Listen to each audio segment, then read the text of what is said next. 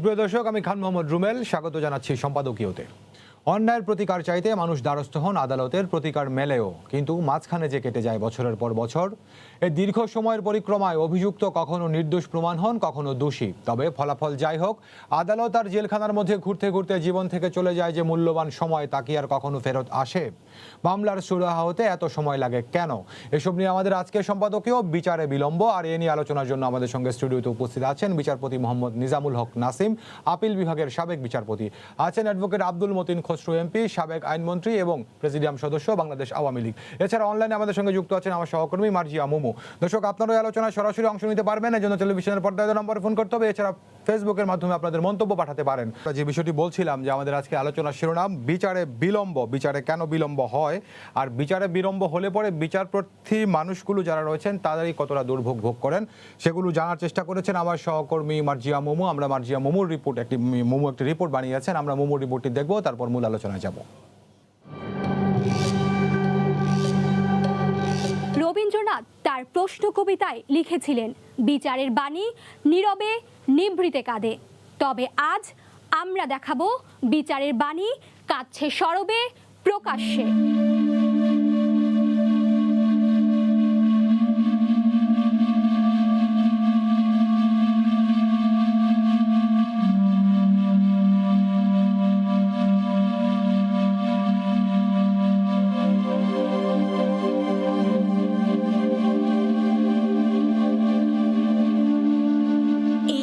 অবিরাম ছুটে চলা এক আদালত থেকে অন্য আদালতে, বছরের পর বছর বিচারালয়ের প্রাঙ্গণ আর বারান্দা জুড়ে বিষণ্ণ মুখে ঘন্টার পর ঘন্টা এরা দাঁড়িয়ে থাকছেন।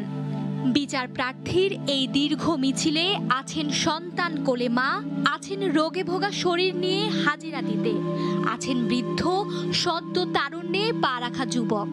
শীত থেকে গ্রীষ্ম, বর্ষা থেকে বসন্ত, ঋতু বদল হলেও বিচার প্রার্থী এসব মানুষ একই স্থানে বিচারের প্রতীক্ষায়। 17 বছর ধরে আদালতের ঘরঘাট নিয়ে চলতেছি। 17 বছর পরও আমার মামলার কোনো ফয়সালা, কোনো বিচার পাইনি। আমার এখন বিশ্বাস যে আমি জীবিত থাকাকালীন এই মামলাটা রায় পাবো কিনা আমার সন্দেহ।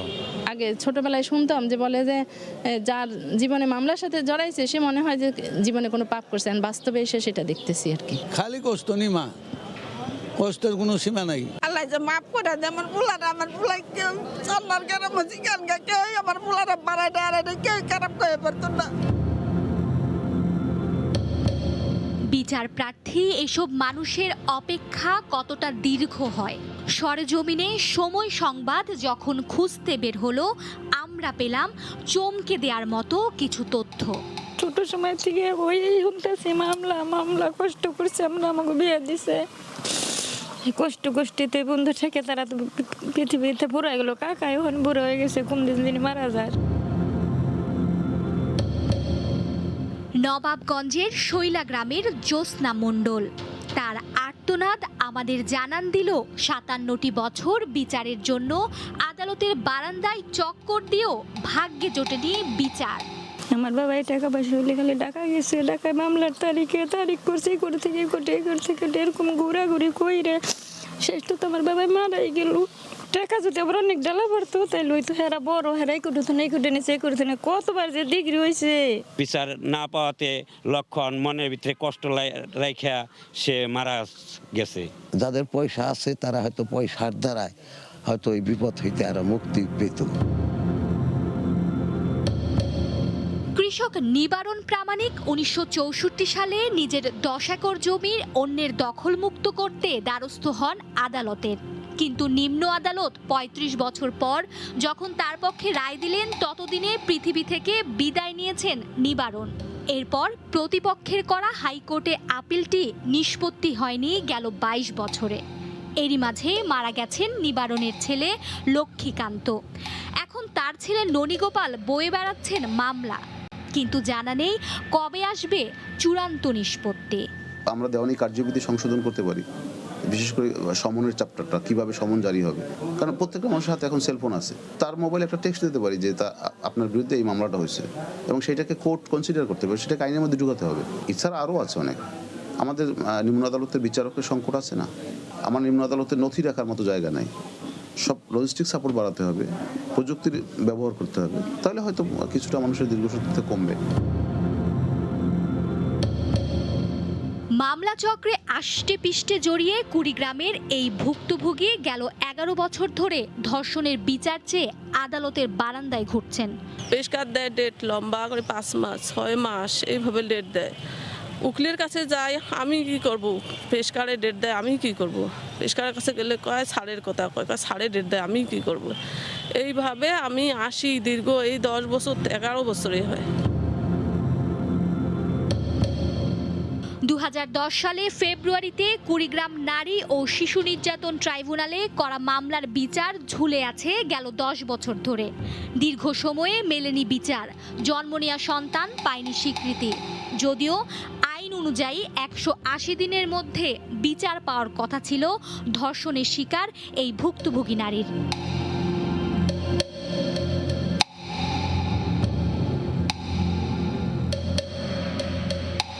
এদিকে বিচারের দীর্ঘসূত্রিতায় আটকে আছে সিরাজগঞ্জের জিল হোসেনের জীবন। 1975 সালে বিশ্ববিদ্যালয় পড়ুয়া তরুণটি শিক্ষা জীবনের সনদের জন্য আদালতে মামলা করেছিলেন। 11 বছরের আইনি লড়াই শেষে আদালত বাংলাদেশ কৃষি বিশ্ববিদ্যালয়কে স্নাতকের সার্টিফিকেট দেওয়ার নির্দেশ দিলেও কর্তৃপক্ষ সময় নিয়েছে 14 বছর। 47 বছর বয়সে জিল হোসেনের হাতে যখন সার্টিফিকেট পৌঁছালো ততদিনে শেষ হয়েছে তার চাকরির সুযোগ। ক্ষতিপূরণ চেয়ে উচ্চ আদালতের দ্বারস্থ হলে 2000 সালে জিল হোসেনকে 2 কোটি টাকা ক্ষতিপূরণ দিতে হাইকোর্ট বিশ্ববিদ্যালয় প্রশাসনকে আদেশ দেন। কিন্তু 2008 সালে বাংলাদেশ কৃষি বিশ্ববিদ্যালয় রায়ের বিরুদ্ধে যে আপিল করেছিল তার শুনানি ঝুলে আছে 12টি বছর। তিনবার যতবার কেসে প্রত্যেকবারে সম্পূর্ণভাবে অ্যাডমিট হয়েছে।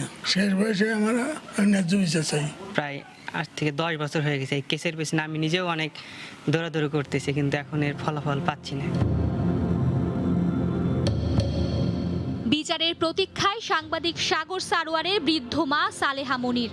2012 সালের 11 ফেব্রুয়ারি নিজ বাসায় নৃশংসভাবে হত্যা করা হয় সাংবাদিক দম্পতি সাগর সারোয়ার ও মেহরুন রুনিকে। কিন্তু হত্যার 8 বছরে 79 বার সময় নিলেও আদালতে তদন্ত প্রতিবেদন দাখিল করতে পারেনি তদন্তকারী সংস্থা। এখন আমি কাঁদি না, ওই আল্লাহ সুবহান তাআলার কাছে আমি সবসময় নামাজ পড়ে হাত উঠে মোনাজাত করে, আল্লাহ তুমি একদিন না একদিন বিচার করবা। আমি না দেখে যেতে পারি, পরবর্তী প্রজন্ম দেখে যাক, একদিন না একদিন হবেই বিচার। আমি যদি মা হয়ে থাকি, আমি যদি আমার সন্তান জন্ম দিয়ে থাকি, আমি যদি আমার সাগরের গর্ভধারিণী হয়ে থাকি, একদিন না একদিন হবেই এর বিচার। বিচার হয়নি 10 বছর আগে পুরান ঢাকার নিমতলিতে ভয়াবহ অগ্নিকাণ্ডে 124 মানুষের মৃত্যুরও। আবাসিক ভবনে রাসায়নিকের গুদাম রাখা মালিক আর তার সহযোগীরা মুক্ত বাতাসেই ঘুরে বেড়াচ্ছে, এমনকি তাদের বিরুদ্ধে হয়নি কোনো মামলা। এই ব্যাপারে অগ্রগতি জানতে সময় সংবাদ যখন বংশাল থানায় পৌঁছায় তখন তাচ্ছিল্যের সাথে ভারপ্রাপ্ত কর্মকর্তা জানালেন পুরানো ঘটনা, তার কিছু করার নেই। ওই সময়কালের যেসব অফিসার তারা অনুযায়ী এই বিষয়ে তো অনুযায়ী নেই। বিচারালয়ের ঘাটে ঘাটে পয়সা গুনতে হচ্ছে বিচার প্রার্থী মানুষের, আর তাই আদালতের দরজায় কড়া নাড়তেই নিঃস্ব হচ্ছেন ভুক্তভোগী মানুষ। মামলার নথি দেখা, হাজিরা দেয়া, ওকালতনামায় সই, জামিননামা দেয়া, জামিন শুনানি, যে কোনো সেবায় বকশিশ বা খরচাপাতি ছাড়া এক পাও চলেন না আইনজীবী কিংবা বিচারালয়ের কর্মচারীরা। এখানেই ঘটছে বিচারকের জাল স্বাক্ষরে ভুয়া জামিননামা করে শতাধিক দাগী আসামিকে আদালত থেকে ছাড়ানোর ঘটনা, নারী বিচার প্রার্থীকে যৌন হয়রানি আর সময় মতো এজলাসে বিচার কাজ পরিচালনা না করার ঘটনাও। এমনকি গুরুত্বপূর্ণ সব মামলার প্রয়োজনীয় নথিগুলো ফেলে রাখা হয়েছে অযত্নে, অবহেলায়। ডেটের পর ডেট পড়তেছে, ডেটের পর ডেট পড়তেছে, টাকা টাকা খালি টাকা। প্রত্যেকটা চাইতে আমি চাই কাগজপত্র তোর আমার হারা ঘুষ দিয়ে বুঝলেন, ঘুষ দিয়ে এবার ওরা চাইছি আমি হাইকোর্ট করছে। একটা তদবিরকার আছে মাঝামাঝি পর্যায়ে, তাদের শরণাপন্ন হয়। তারপরে যারা বিভিন্ন কোর্টের স্টাফস যারা জালিয়াতির সঙ্গে যুক্ত থাকে, কাগজপত্র ম্যানুফ্যাকচার করার চেষ্টা করে, তাদের সঙ্গে যুক্ত হয়, কিছু লয়ারের সঙ্গে সম্পৃক্ত বড় টাকা অ্যামাউন্টের ভিত্তিতে, এবং একটা দালাল চক্র সক্রিয়। এই সমস্ত ক্ষেত্রে দুই একটা ঘটনা যদি দৃষ্টান্তমূলক শাস্তি হয়ে যেত তাহলে কিন্তু এগুলো আর ঘটতো না। কিন্তু আমাদের দুর্ভাগ্যজনকভাবে অনেক ক্ষেত্রে আমরা প্রাথমিকভাবে যে কোনো জিনিসের নিয়ে যত বেশি কথা বলি কিংবা যত বেশি এটা নিয়ে শোরগোল করি, চূড়ান্ত বিচারে গিয়ে কিন্তু সেগুলো নিয়ে আমরা হয়তো খেয়ে হারিয়ে ফেলি। এইসব ঘটনায় সাম্প্রতিক সময়ে বিচারিক আদালতের 2 বিচারককে বিচার কাজ থেকে অব্যাহতি দেওয়া হয়েছে। উচ্চ আদালতে তদন্ত চলছে 3 জন বিচারপতির বিরুদ্ধে। বিভিন্ন সময় এ ধরনের ঘটনায় এখন পর্যন্ত 50টির মতো মামলা দায়ের করেছে সুপ্রিম কোর্ট প্রশাসন। গত 2 অক্টোবর হাইকোর্টের একটি দ্বৈত বেঞ্চ এক রায়ের পর্যবেক্ষণে বিচার বিভাগকে জনগণের শেষ আশ্রয়স্থল উল্লেখ করে এখানে সংস্কার আর দুর্নীতি প্রতিরোধে ব্যবস্থা নেয়ার প্রয়োজনীয়তার কথা বলেছেন।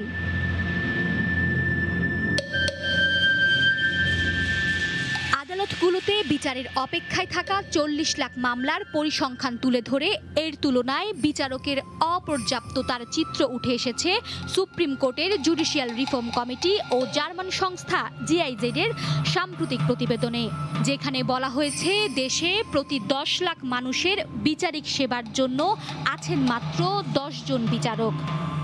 মামলার জালে শুধু মানুষই নয়, আটকে আছে 41,000 কোটি টাকার বেশি রাজস্ব। সংশ্লিষ্ট ট্রাইব্যুনাল আর উচ্চ আদালতে 1 যুগের বেশি সময় ধরে ঝুলে আছে 27,000 মামলা।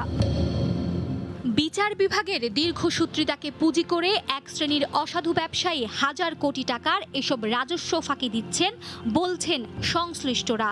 আটকেই থাকা মানে শুধু 41,000 কোটি টাকা আটকেই থাকা না, এর সাথে আরও ভবিষ্যতের কার্যক্রমও বাধাগ্রস্ত হওয়া।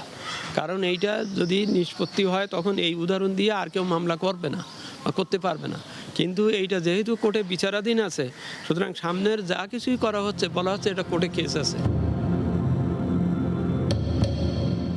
এমন অবস্থায় রাষ্ট্রের প্রধান আইন কর্মকর্তা জানালেন বিচারের দীর্ঘসূত্রিতা কমাতে শিগগিরই ক্রাশ প্রোগ্রাম চালু হবে, যেখানে শ্রেণীবিন্যাস করে অগ্রাধিকার ভিত্তিতে দীর্ঘদিনের পুরনো মামলাগুলোর নিষ্পত্তি করা হবে আর ডিজিটালাইজেশনের মাধ্যমে রোধ করা হবে জামিন জালিয়াতি। এটা ক্র্যাশ প্রোগ্রাম নেওয়া হবে, আমাদের আইনজীবীদের পক্ষ থেকে পুরোনো মামলাগুলো মেনশন করে শুনানি করার জন্য ব্যবস্থা নেব। এবং আমরা একটা জিনিস করছি যে মামলার শ্রেণীবিভাগ ভাগ করছি। এই যে জামিন জালিয়াতি যা রোধ করতে হলে প্রথমে তো আমাদের ডিজিটালাইজ করতে হবে। যিনি সার্টিফাইড কপি দিবেন, যে আদালত থেকে আমরা সার্টিফাইড কপি তুলে আনবো, সেটা যদি আপলোড করে দেওয়া হয় তাহলে আমরা কিন্তু এখানে বসে চেক করে নিতে পারবো এই সার্টিফাইড কপিটা সঠিক কি, এখানে কোনো জালিয়াতির আশ্রয় নেওয়া হয়েছে কিনা না। এই যদি আমরা ডিজিটালাইজ না করা পর্যন্ত এটার সমস্যা একদম সম্পূর্ণ সমাধান করা সম্ভব হবে না। ফৌজদারি বিচার ব্যবস্থায় 4টি পক্ষ: পুলিশ, রাষ্ট্রপক্ষ, আদালত, কারা কর্তৃপক্ষ। এদের যে কারো একটি ভুলে অপরাধী বেরিয়ে যায় হাসি মুখে, আর নিরাপরাধকে দিন গুনতে হয় কারাগারের অন্ধকার কুঠুরিতে। মিরপুরের বেনারসি কারিগর মোহাম্মদ আরমান, বৃদ্ধা মা, স্ত্রী আর সন্তানকে নিয়ে কোনো মতে দিন কাটানো হতদরিদ্র মানুষটিকে 2016 সালের 27 জানুয়ারি বাড়ির সামনে থেকে তুলে নিয়ে যায় পল্লবী থানা পুলিশ। আরমানকে বলা হয় তার নাম শাহাবুদ্দিন বিহারি, আর মাদক ব্যবসায়ের দায়ে তার 10 বছরের সাজা হয়। পুলিশ করেছিল, সকালে বাসার থেকে বাইরে দাঁড়ালাম রাস্তায়, দাঁড়াবার পরে পুলিশ আয়া ধরলো, আসল দারোগা দাম করে একটা পিস্তলের বাড়ি দিয়ে গাড়িতে উড়াই দিল, লয়ে যায় থানায় রাখলো 10-15 মিনিটের মতন। তারপরে কি হলো নিজে বলতে পারি না, যা দেখি আমি ঢাকা মেডিকেল 5-6 দিন পর টিকেটে যে সময় নামটাকে আমি বললাম এই নাম আমার না, আমার নাম আরমান। ও এই নামে পাঠাই দিল, কোনো কাগজ আইছে এই নামে যাও। ডান্ডা বেরিয়ে একটা লোহা লাগানো আছে, উঠাইছি ছেলেটাকে, উঠাইয়া একটু খাবার দিলাম। ছেলেটা কান্দাকাটি করলে চুপ করাইলাম, চুপ করে মুখটা ধোয়া একটু খাবার দিলাম, খাইলো। খাওয়ার পরে পুলিশ নিয়ে চলে গেল সন্ট্রাস জেলে। অন্য মানুষের মামলা আমার ছেলেকে দিয়ে দিছে, নিয়ে যায় 10 বছরের সাজা। আমার ছেলের কোনো ইয়ে নাই।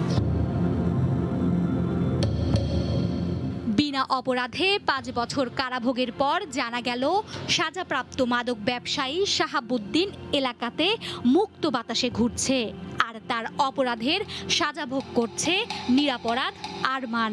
তদন্তে বেরিয়ে আসে শাহাবুদ্দিনের সাথে পল্লবী থানার 4 পুলিশ সদস্যের যোগসাজশের কথা। পরিকল্পিতভাবে এই আরমানকে এই মামলাতে ফাঁসানোর উদ্দেশ্যে এই তদন্তকারী কর্মকর্তা অন্য লোকজনের যোগসাজশে এই কাজটি করেছে। এবার আমরা বলতে চাই, justice will prevail, justice will win. স্বাধীনতা আর মুক্তি সংগ্রামের 50তম বছরে বিচারহীনতার কালো দাগ ধুয়ে মুছে যাবে। বঙ্গবন্ধুর স্বপ্নের সোনার বাংলায় ন্যায় বিচার পাবে প্রতিটি মানুষ। ধন্যবাদ। দেখছিলাম আমার সহকর্মী মার্জিয়া মামুর তৈরি করা রিপোর্টে। স্যার, পুরো রিপোর্টটি আপনি দেখেছেন। রিপোর্টে বেশ কয়েকটি কেস স্টাডি দেখানোর চেষ্টা করেছে। এর মধ্যে হচ্ছে আপনার 57 বছর ঝুলে আছে একটি দেওয়ানি মামলা, ফৌজদারি মামলা এরকম দীর্ঘ সময় ধরে ঝুলে আছে। এখানে দেখিয়েছে যে একটি মামলা, সাগররুনি হত্যাকাণ্ড মামলা, আজকে 11 ফেব্রুয়ারি, এটি স্যার 9 বছরের তদন্তই শেষ হয়নি, 79 বার সময় নিয়েছেন। এবং স্যার আপনারাই হাইকোর্ট থেকে তদন্ত সংস্থা পরিবর্তন করে দিয়েছিলেন। এর আগের যে তদন্ত সংস্থা ছিল তারা হত্যাকাণ্ডের 45 দিনের মাথায় ব্যর্থতা স্বীকার করে নিলে পরে তদন্ত সংস্থা পরিবর্তন করা হলো, কিন্তু কাজের কাজ কিছুই হলো না। তো স্যার এরকম প্রেক্ষাপট হয়তো 2-3টি বা 4-5টি আজকের রিপোর্টে দেখানো হয়েছে, আরও হয়তো খুঁজলে অনেক পাওয়া যাবে। তো স্যার আসলে উপায় কি, মানুষ কোথায় যাবে? আপনাকে ধন্যবাদ। এমন একটা ইস্যু নিয়ে আজকে আপনি আলোচনা শুরু করলেন যেটা আমাদের দেশে বিচার ব্যবস্থা যখনকার থেকে শুরু হয়েছে বলে আমার মনে হয় সেই থেকেই এটা বিরাজমান, এবং সেই থেকেই সাধারণ মানুষ এর ফল ভোগ করতেছে, ভুক্তভোগী হচ্ছে হিসাবে আর কি। আমরা 57 বছরের একটা মামলা দেখলাম, 57 বছর সে মামলাটি জজ কোর্টে ট্রায়াল কোর্টে ছিল, 35 বছর ট্রায়াল কোর্টে ছিল। আচ্ছা, 35 বছর ট্রায়াল কোর্টে ছিল, মোট 57 বছর। মোট 57 বছর। এখন একবার চিন্তা করেন তো, সিভিল মামলা সম্পত্তি অধিকারের এস্টাবলিশ করার জন্য এক ভদ্রলোক মামলা করেছেন, বিচারকের কাছে গিয়েছেন। তিনি সেটা না করে তিনি মারামারি করতে পারতেন, গুন্ডামি করতে পারতেন, আইন শৃঙ্খলার অবনতি ঘটাতে পারতেন, কিন্তু তিনি সেগুলো করেননি। আইনের প্রতি বিশ্বাস রেখে উনি আইনের কাছে আত্মসমর্পণ করে কোর্টে যেয়ে মামলা করেছেন, কিন্তু উনি ফল কি পেলেন? ওই সময় মামলা করার সময় যারা তার মামলা বিরোধিতা করেছিল তারা তো এতদিন নিশ্চয়ই তাকে বলেছে যে কি পেলেন মামলা করে, এবং উনি নিজেও আজকে ভাবতে পারেন যে এই মামলা করে আমার কি লাভ হলো। এই যদি হয় আমাদের বিচার ব্যবস্থার অবস্থা, তাহলে আমাদেরকে অবশ্যই আমি মনে করি খোল নলটা উল্টিয়ে এটাকে আবার ঠিক করতে হবে। এ ঠিক করার মধ্যে আইন বদল লাগবে, এই ঠিক করার মধ্যে বিচারক নিয়োগ বাড়াতে হবে, এই ঠিক করার মধ্যে জনগণের সম্পৃক্ততা আনয়ন করতে হবে, এবং বিচারকদেরও অবশ্যই এ ব্যাপারে আপনার একমত হয়ে কাজ করতে হবে যে আমরা এই বিচার একটা নির্দিষ্ট সময়ের ভিতরে শেষ করব। এইটা না হলে শুধু মামলা করে ঘুরিয়ে ফিরিয়ে কোনো লাভ হবে না। আমরা কি দেখি আমাদের সমাজে, যাদের টাকা পয়সা আছে তারা একটু বড় লোক, তারা টাকা ব্যবহার করে তারা বিভিন্ন জায়গায় আপনার টাকা খরচ করে বিভিন্ন স্টেজে একেবারে মামলা শুরু থেকে শুরু করে আপিল বিভাগের শেষ হওয়া পর্যন্ত এর বিভিন্ন স্টেজে শোনা যায় বা বলা হচ্ছে যে যাদের টাকা পয়সা আছে তারা টাকা পয়সা খরচ করে বিভিন্নভাবে খরচ করে আপনার এগুলোকে দেরি করাচ্ছে অথবা বিচারে বিভ্রাট করাচ্ছে। এখন প্রশ্ন হলো এইটা থেকে আমাদের বাঁচতে হলে কি করতে হবে?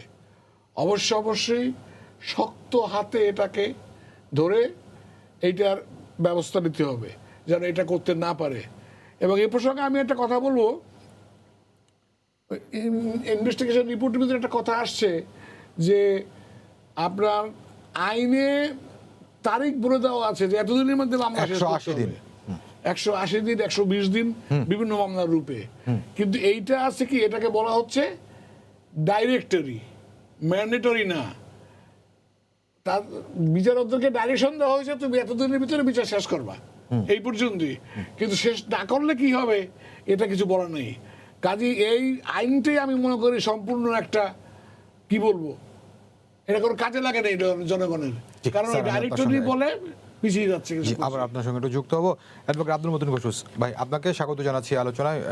স্যার একটি কথা বলছিলেন যে খোল নলচে বদলাতে হবে এবং বদলাতে গেলে আইন বদলের দরকার। ঘোষ ভাই, আপনি আইন মন্ত্রণালয়ের দায়িত্বে ছিলেন, এখন মাননীয় সংসদ সদস্য। তো এখন এই আইন বদলানোর জন্য আমাদের কি করা যেতে পারে, কিংবা আইন বদলে আমরা কতটুকু সুফল পাবো যদি আমাদের সিস্টেম বদল না হয়? বিচারের যে বিলম্ব, এটা আজকে বহু বছর যাবৎ চলে আসছে আমাদের দেশে। এটা প্রবাদ আছে, জাস্টিস ডিলেড জাস্টিস ডিনাইড। বিচার বিলম্ব করা, ন্যায় বিচার অস্বীকৃতি করা সামিল।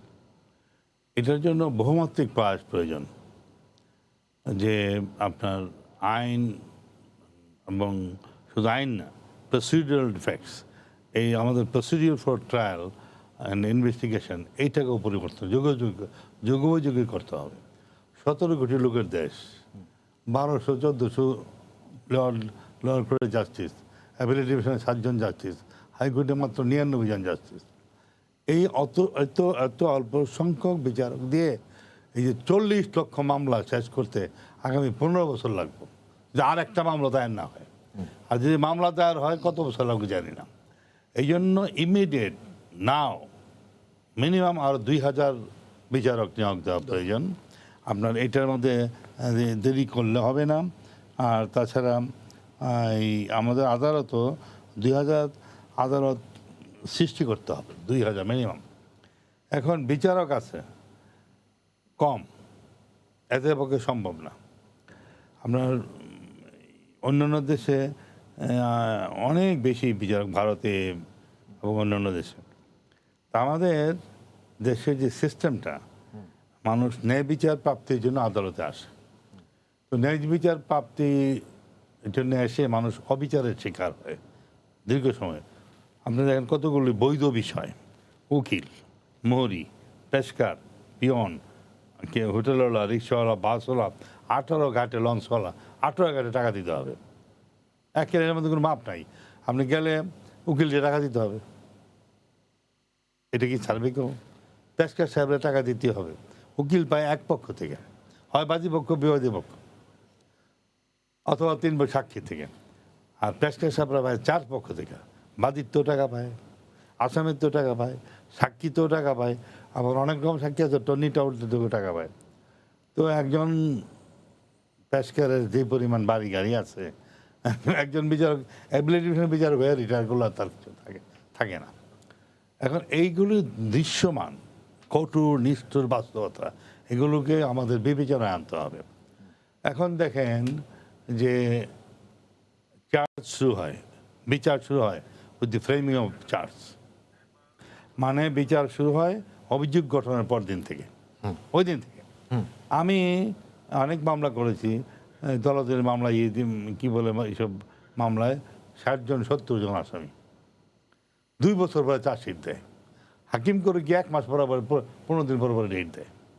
ওই হাকিম সাহেবের বিবেকে বলায় না, চার্জশিট দেওয়ার আগ পর্যন্ত আপনি ডেট দিচ্ছেন কেন, আন্ডার হোয়াট অথরিটি? তাতে কী লাভ হলো? এই বিবেকটা আপনার নাই, জুডিশিয়াল মাইন্ড অনেকেরই নাই। কারণ এই জায়গায় বসলে অনেকের হুঁশ থাকে না, আমি কি অনুরে। জাজেস, lawyers, we are all slaves of law and the constitution. আমরা আইনের চাকর, তুমি বড় লাট না। আপনি যে দেখতেছেন 60টা লোক আসতেছে, 1 মাস পর পরে ডেট দেন, আপনি ডেট দিবেন till commencement of the trial, অর্থাৎ ট্রায়াল শুরু হয় with the framing of charge. আপনি যেহেতু কগনাইজেবল অফেন্স, পুলিশ তাকে গ্রেপ্তার করতে পারে, সেহেতু তারা আপনার কাছে বেলের, পুলিশের অ্যারেস্ট এড়াবার জন্য বেল নিতে আসে। বেল নিতে আসলে আপনি কী করবেন? তাকে বেল দিবেন till commencement of the trial, মানে যেদিন থেকে মামলা শুরু হবে। মামলা শুরু হবে কোন দিন? যেদিন অভিযোগ গঠন হবে। Clear? Why don't you do it? আইন লাগবে কেন? আপনার বিবেকই যথেষ্ট। এটা ইংরেজি থেকে জুডিশিয়াল মাইন্ড, বিচারিক মননশীলতা। নট অল জাজেস আর ব্লাইন্ড, দেয়ার আর সাম জাজেস হার্টও নাই, বিচারিক মননশীলতাও নাই, আত্মাও নাই। এই লোকটা দেখলে মনে হয় না কেন যে ওনার মতো আমার বাবা আছে বাড়িতে, ভাই আছে, চাচা ছিল। তা আপনার দেখলে আমরা যখন প্রথম কোর্টের কাছে আসতাম দেখতাম এই যে বুড়া মানুষ এসডিও, তখনকার এসডিও ছিল, তুমি করে বলে, তার বাবার সমান লোক, তুমি তুমি এদিকে দাঁড়াও, তুমি আসলে না কেন? আপনার এইটা ওই হাকিম চিন্তা করলো না যে চার্জশিট তো হয় নাই, দেন ওটা কি হচ্ছে দা ল, আইনের দৃষ্টিতে তার আসামি না। যেদিন চার্জ ফ্রেমি হবে সেদিন থেকে আপনি বিচার তার আসামি মনে করতে পারেন। আর আসামিকে, আসামি হলো তোমার দেশের বাপ, ভাই, চাচা। আইন বলে every accused must be presumed innocent till his guilt is proved. এই যে লোকটা আদালতে দাঁড়ায় আছে, তোমার বাবার মতো নিষ্পাপ, বিচারকের এটা মনে করতে হবে, তোমার বাবার মতো নিষ্পাপ, তুমি তাহলে দোষী মনে করো কেন? 3টা খুনের মামলা আছেন তো, বিচার হওয়ার পরে mandate of criminal jurisprudence is প্রত্যেকটা মানুষকে নিষ্পাপ মনে করতে হবে। আদালত আপনি বিচারক আসলে একজন দর্শক লাইনে আছেন, ফোনটা নিয়ে আসছি। যে দর্শক, আপনার নাম বলে প্রশ্ন করুন। আমার নাম মোহাম্মদ আব্দুল মজিদ সরকার, আমি ঠাকুরগাঁ থেকে বলছি। জি বলুন। আমার সম্মানিত মাননীয় সংসদ সদস্যের কাছে প্রশ্ন, উনি একজন পার্লামেন্টারিয়ার এবং উনি অভিজ্ঞ পার্লামেন্টারি আমার কাছে জানা মতে, আরেকজন বিচারপতি আছে আমার জানা মতে। সংবিধানের ৭৭ অনুচ্ছেদে নাইপাল বা নেপাল এত সুন্দর একটা আমাদের ধারা আছে, মাননীয় এমপি সাহেব উনি পার্লামেন্টের সদস্য, নাইপালটা 1972 সাল থেকে আজ পর্যন্ত আছে, ওটা এখনো কেউ পূরণ করে নাই। ওনার কাছে অনুরোধ থাকলো, তাহলে বিচার বিলম্বিত হবে না আমার বিশ্বাস। জি, এটা আপনার পরামর্শ বা মন্তব্য, নিশ্চয়ই আমরা এটা নিয়ে আলোচনা করবো। খসরু ভাই বলবেন নাকি স্যার বলবেন? দর্শক বলুন। নেপাল আমাদের সাংবিধানিক বাধ্যবাধকতা। আজকে 50 বছর হয় প্রায় দেশ স্বাধীন হয়েছে, আমরা প্রায় উদ্যোগ নেই, এখন এটা করা হয় নাই। তো একজন নেপাল দিয়ে আপনার যে সব সমস্যার সমাধান হবে এটাও ঠিক না। আমাদের আর্টিকেল 77 যেটা আছে, তবে এটা একটা অন্যতম ব্যবস্থা থাকবে বিচার বিভাগের সমান্তরাল। তারও অন্যান্য দেশে যেমন নর্থিয়ান কান্ট্রিগুলোতে অনেক অম্বুডসম্যান আছে, একাধিক। আমাদের দেশে থাকতে পারে, থাকতে কোনো আপত্তি নাই। তো এটার ব্যাপারে সরকার হয়তো চিন্তা ভাবনা করছে বা করবে, এটুকু আমি বলতে পারি। জি, খসরু আপনাকে ধন্যবাদ, আপনার সঙ্গে যুক্ত হবো। স্যার, এই যে খসরু যে প্রসঙ্গটি তুলেছেন যে বিচারকের বিচারিক মনের প্রয়োগ, জুডিশিয়াল মাইন্ড যেটাকে বলা হয়, একটু উদাহরণ দিই স্যার। এই গত সপ্তাহে হাইকোর্টে একটি মামলা শুনানির জন্য এসেছে। সেই মামলাটি কি জামিন শুনানি করতে এসেছেন একজন স্ত্রী বলছেন যে তার স্বামী তাকে অপহরণ করেছে, এই অভিযোগে স্বামীর বিরুদ্ধে মামলা হয়েছে। তো স্ত্রী নিজে বিচারিক আদালতে হাজির হয়ে বলেছেন যে আমি অপহরণ হইনি। তো তারপরেও সেই স্বামীকে 10 বছরের কারাদণ্ড দেওয়া হয়েছে। হাইকোর্টে যখন এসেছে, হাইকোর্ট পর্যবেক্ষণে বলেছেন, এই গত সপ্তাহে আমাদের টেলিভিশন সহ বিভিন্ন টেলিভিশন রিপোর্টটি গিয়েছে, হাইকোর্ট বলেছেন যে এই বিচারটি করার ক্ষেত্রে বিচারক তার বিচারিক মনের প্রয়োগ করেননি। তো এইরকম ধরনের একটি উদাহরণ আমরা যদি বলছি, হয়তো একটি দুটি বা এরকম গণমাধ্যমে আসে না, তো এরকম আরও রয়ে যায়। তো এই জায়গাটি একটু আলোচনা করবেন যে বিচারিক মনের প্রয়োগ এবং প্রয়োগ না করার পেছনে অনেকে আবার ক্ষেত্র বিশেষে বিভিন্ন ধরনের অভিযোগও তোলেন। ওই যে 18 ঘাটে টাকা দিতে হয়, খসরু ভাই বিষয়টি বলছিলেন, এই জায়গাটা স্যার একটু। আসলে বিচারিক মনের প্রয়োগ এইটা আমি বলবো যে প্রত্যেকটি বিচারকের প্রথম দায়িত্ব তার সেই মানসিকতা নিয়ে কাজ করা, যে আমি যে কাজটা করব আমি বিচারিক মন আমাকে অ্যাপ্লাই করতে হবে, এবং অ্যাপ্লাই করে যেটা কারেক্ট বলে উনি মনে করবেন, he may be wrong, doesn't matter, কারণ উপরের কোর্ট আছে, কিন্তু উনি যেটা কারেক্ট মনে করবেন সেইটার কাজ, সেই অনুযায়ী উনি কাজ করবেন। এবং সেখানে উনি যে বিচার করছেন, বিচার করতে গেলে যে মানসিকতা দরকার সেইটা ওনাকে শো করতে হবে, এবং সেটা করতে হবে তাকে। এই যে কেসটার কথা আপনি বললেন, এটার মতো দুঃখজনক মামলা তো হতেই পারে না।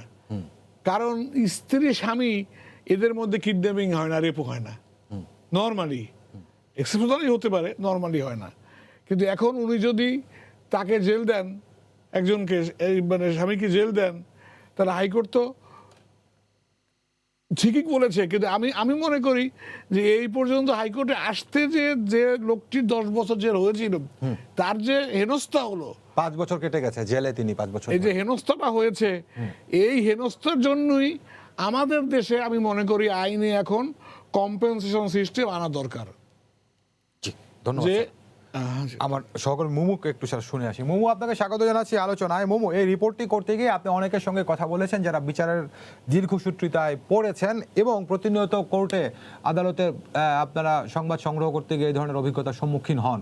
তো একটু বিষয় বলবেন তো, যাদের সঙ্গে আপনি অন্ততপক্ষে এই রিপোর্টটি করার জন্য কথা বলেছেন, নিবারণের কথা আপনি বলছেন, যিনি 57 বছর ধরে মামলা করে অবশেষে তিনি দুনিয়া থেকে চলেই গেছেন, তো কি পরিমাণ টাকার খরচ হয় তাদের, আর তাদের আর্থিক অবস্থা আপনি কেমন দেখে এসেছেন এই 57 বছর মামলাটি চালাতে গিয়ে? নিবারণের পুরো পরিবারটি হচ্ছে একেবারে নিঃস্ব এবং মানে আমার দেখা মতো এতটুকু জীবনে সবচেয়ে হতদরিদ্র হচ্ছে সেই পরিবারটি। তারা 5 সদস্যের বর্তমানে পরিবারটি রয়েছেন এবং তাদের যখন আমি সেই বাসায় গেলাম, তারা মাত্র দুপুরে খাবারের জন্য তারা 5 জন মানুষের জন্য তারা মাত্র 1 কেজি চাউল তিনি বসিয়েছেন এবং মাত্র একটি তরকারি তিনি হচ্ছেন তাও পাশের একটা গ্রাম থেকে, তো সেখান থেকে বাগান থেকে তিনি মানে শাক কুড়িয়ে উনি হচ্ছে সেই পরিবারটি হচ্ছে দিন যাপন করছেন। এবং এই পুরো মামলাটি 57 বছরের যে মামলা চক্র, তার মধ্যে নিবারণ, তার বড় ছেলে লক্ষণ প্রামাণিক, তারা দুজনেই মারা গেছেন। এখন তার যে ভাই রয়েছেন তিনি হচ্ছেন পরে তার কাঁধে এসে পড়েছে এই মামলাটির বিচার এবং তার সাথে যুক্ত হয়েছেন লক্ষ্মীকান্তের বড় ছেলে।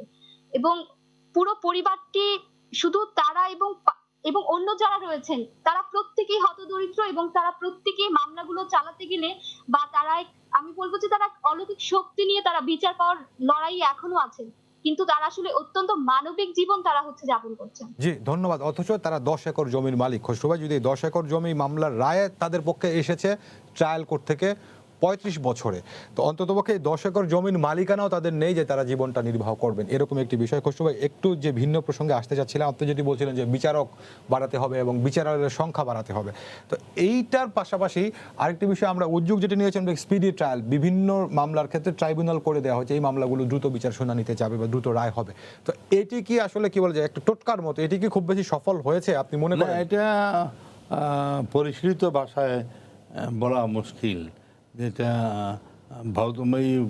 মক্কেলটা বলে স্যার এরা ভাউতা কেন, একই জজ, এই যে ডিস্ট্রিক্ট জজ, ওনারা আপনি এডিশনাল কি ডিস্ট্রিক্ট জজ বানিয়ে দিচ্ছেন, ওই নারী নির্যাতন চার্জ দিচ্ছেন, কি কি বিভিন্ন চার্জ দিচ্ছেন, ম্যান ইজ ওয়ান। আপনি বিচারকের সঙ্গে না বাড়াই মুখোমুখি বাড়ালেন, কাগজে বাড়ালেন, সংখ্যা বাড়ছে, সে বিচার করবে কিভাবে? এইটা মনোযোগ দিয়ে ভাবতে হবে। এটা একটা বহুমাত্রিক প্রক্রিয়া, প্রয়াস লাগবে। আপনি যে কথা বলতেছেন, এক কথা একটা টোটকায় একটা মেডিসিনে একটা ড্রপ মেডিসিন এটা রক্ষা হবে না।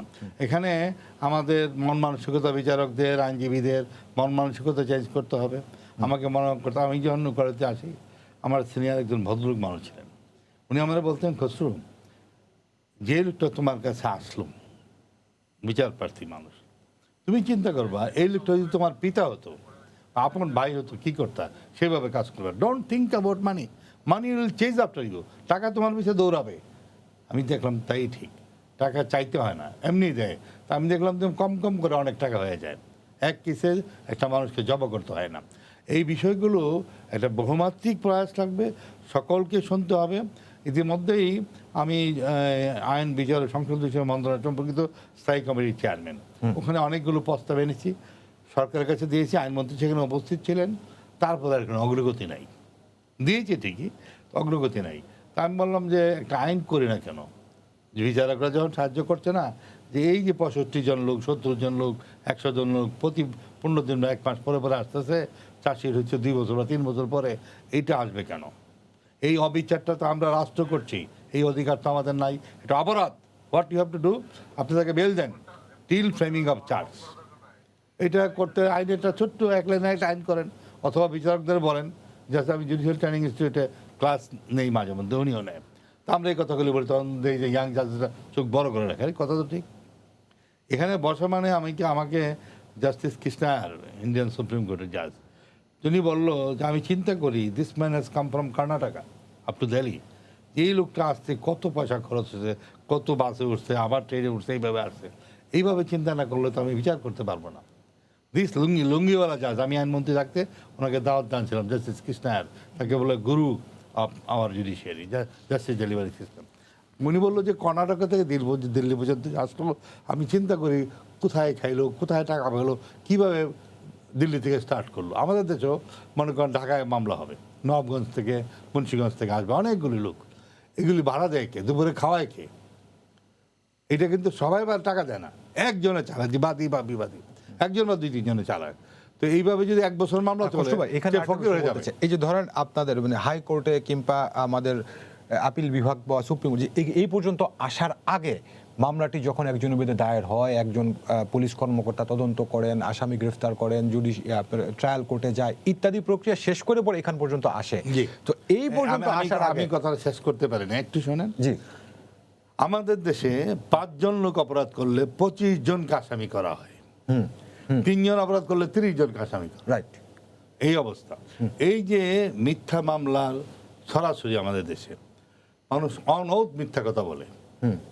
আপনি যে ফৌজদারি কোর্টগুলিতে যান দেখবেন জোহর নামাজের আজান দেওয়ার সাথে সাথে টোটাল মসজিদ ভর্তি হয়ে থাকে, 1 তলা 2 তলা 3 তলা, এত মানুষ নামাজ পড়ে। আলহামদুলিল্লাহ, নামাজ দেওয়া পরে এসে টুপিটা খোলার আগেই আপনার গোষ্ঠা সারা ফাইলটা খুলে না, ফাইলটা খুলে না এই যে নামাজি মানুষটা। তো এখন আমাদের বাড়ি থেকে দিল মানলে পরে ত্রিপুরা রাজ্য আগরতলা আপনি গুলি করলে একটা টিপরা মিথ্যা কথা বলে না। আমাদের বন্ধু বান্ধব অনেক গেছে ইন্ডিয়াতে, ইয়েতে অনেকে হিন্দু, তো গিয়েছে। তো ওখানে গিয়ে ট্রায়াল শুরু করার আগে তাকে জিজ্ঞেস করতে হয় আপনার বিরুদ্ধে অমুক মাসের অত তারিখ অতটার সময় আপনি এই অপরাধ করেছেন, আপনার জবাব কী? তো টিপরা কয় কী বলে কোরা জমি খাইছে, ক্ষেত খাইছে, আমি মারছে। উকিল আরে না, তুমি বলবো তুমি নির্দোষ। কয় না, আমি মারছে, কী সাজা যদি দিয়ে দে। এই কথাটা আবার জজ সাহেবের পিয়ন শুনেছে, শুনে গিয়ে জজ সাহেব বলছে স্যার এই কথা বাইরে আলোচনা শুনে আসলাম। কোন কেসটা? কত নম্বর কেসটা? দেখি লম্বা লোকটা একটা পাঠানোর মতো। তো জজ সাহেব বলছে, তো হাকিম চার্জ ফ্রেম হবে, উকিল ছেড়ে দিয়েছে, তুমি বলবা নির্দোষ। সে তার নির্দোষ বলে না, মানে আমি কুড়ায় খাত খেয়েছে, আমি মারছে।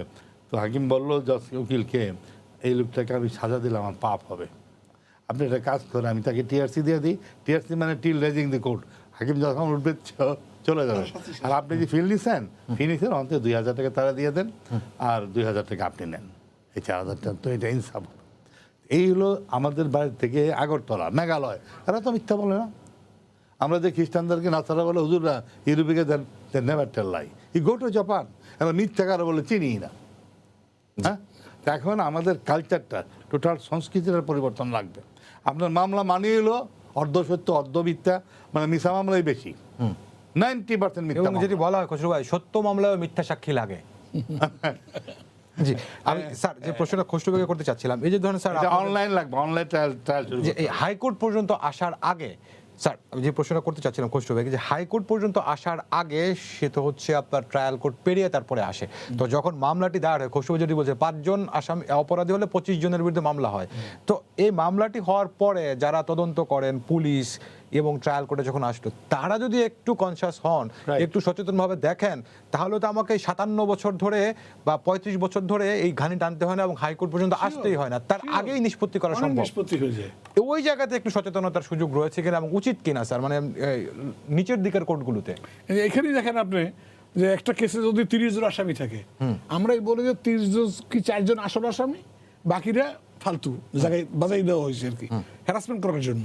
এখন এইটা যদি পুলিশ সাহেবরা পরবর্তীতে ম্যাজিস্ট্রেট সাহেবরা তারা যদি এইটা আইডেন্টিফাই করে যাদের দোষ নাই তাদেরকে ছেড়ে দেন, তারা কিন্তু 3-4 জনে চলে আসলো কেসটা, তখন জেনুইন যে আসামি তার বিচার হবে, বিচারে যা হওয়ার তাই হবে। কিন্তু হ্যারাস পিপুলের নাম্বার অনেক কমে যাবে। কিন্তু এইটার মানসিকতাই আমাদের নাই, কারণ আমাদের মানসিকতা হলো ওকে আসামি করছি একজন আসামি দোষী তা না, ওর সঙ্গে 20টা আসামি করতে হবে, টোটাল ফ্যামিলি, টোটাল গোষ্ঠী এইভাবে করতে হবে। না করলে আমার একটা নতুন শব্দ আছে, পুরানো শব্দই হুকুমের আসামি। যে লোকটা হুকুমের আসামি উনি বংশের মুরব্বী, হয়তো আসন নামাজ পড়তেছিল বা জোহর নামাজ পড়তেছিল, ওনারা দিয়ে দিয়েছে হুকুম আছে। কারণটা কি রিসার্চ করে দেখলাম, তো কারণটা হলো উনি তো জানিই না কোথায় জমির মধ্যে কোন পাত্রে হয়েছে, দক্ষিণ পাত্রে না পূর্ব পাথরে কোথায় হয়েছে, তো ওনারা দিয়ে দিচ্ছে হুকুমের আসামি। কেন দিচ্ছে জানেন? এই মামলাটা গায়ে মোহাম্মদ ভরে একদিন আপোষ করবে, তখন এই ভদ্রলোকের ছেলেরা সিলেট থেকে চট্টগ্রাম থেকে চাকরি করে, তারা ফোন করবে ভাইটাকে যে গ্রামে থাকে, ভাই যত টাকা লাগুক আমার বাবা যেন কার গ্রাত না ওঠে, তুই আমাদের সবগুলো সম্পত্তি দিয়ে দাও। তো ওই সাইকিতে বাপটাকে দাদাকে মুরব্বীকে সাজা দিয়ে দেয়। আমরা এই পেশা প্রায় 43 বছর 50 বছর কাছাকাছি উপলব্ধি করি, সাইকিরা জানি। স্যার আরেকটা বিষয় খুব ছোট করে, ট্রায়াল করতে অনেক রায় হয় স্যার, আমরা শুনি বিভিন্ন সময় জনতুষ্টির রায়, ট্রায়াল করতে রায় হয় যে একেবারেই যে কি বলে যে পাইকারি দরে সাজা দিয়ে দেওয়া হলো, মৃত্যুদণ্ড বা যাবজ্জীব ইত্যাদি।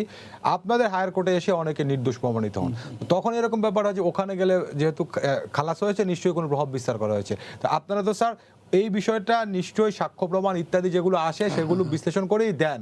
তো এই স্যার এই জনতুষ্টির রায়, মানুষকে তুষ্ট করার জন্য রায়, বা কি বলে যে মানুষ চাচ্ছে এরকম হোক, এরকম রায় দেওয়ার প্রবণতা একটু রোধ হওয়া দরকার কিনা? জনতুষ্টির রায়টা তো এখন শুনতেছি, আমি জানি না, কিন্তু এটা কোনদিন আগে শুনিনি। কারণ আমি আগেই বলছি যে ম্যাজিস্ট্রেট সাহেব বা জজ সাহেবরা যে রায়টা দেন ট্রায়াল কোর্টে, সেটা হি মে কমিট এ মিস্টেক, সেটা আপিলে ঠিক হবে, কিন্তু উনি ওনার বিবেক অনুযায়ী উনি যেটা সত্য মনে করবেন উনি সেই অনুযায়ী রায় দেবেন, এবং এইটাই আমাদের আশা তাদের কাছে। ঠিক, কারণ হলো কি আপনার মানুষ হিসেবে ভুল হতে পারে। একটা কথা আছে, জাজেস are entitled to pass wrong order, wrong judgment provided the same is bona fide। ওনার to the best of his knowledge, experience, expertise উনি রায় দেয়। তো সুতরাং এই রায়টা আবার কয়েকবার যাচাই হয়, উপর আদালতে যায়, তার উপর হাইকোর্টে যায়, তারপর সুপ্রিম কোর্টে যায়, যা এটা হয় আর কি। সুতরাং আমাদের দেশে তো সবাই অনূত মিথ্যা কথা বলে, কিচ্ছু ঘটনা বানায়। জি স্যার, আমরা খুশি সেটা আশা করি। আরেকটা লাইন বলি, জি, আদালতে কিছু লোক আছে, পুলিশ থানায় কিছু লোক আছে মামলা লেখেন, তো তারা বলে কি তোমার মামলাটা শক্ত করে লিখে তুমি ভালো পয়সা দিবা, স্যার দেন, তো দাদারে বাবারে জব নিয়ে আসে, এদের শাস্তি হওয়া উচিত। আইন আছে কিন্তু প্রয়োগ নেই। জি ধন্যবাদ খসরু ভাই, আপনাকে অনেক ধন্যবাদ। সেই সঙ্গে বিচারপতি স্যার আপনাকে অনেক ধন্যবাদ। মার্জিয়া মোমো আপনাকে ধন্যবাদ জানাচ্ছি সুন্দর একটি রিপোর্ট তৈরি করার জন্য। সবাইকে ধন্যবাদ জানিয়ে শেষ করছি আজকের সম্পাদকে। আগামীকাল আবারও দেখা হবে রাত 10টায়, দেখার আমন্ত্রণ রইল। শুভরাত্রি।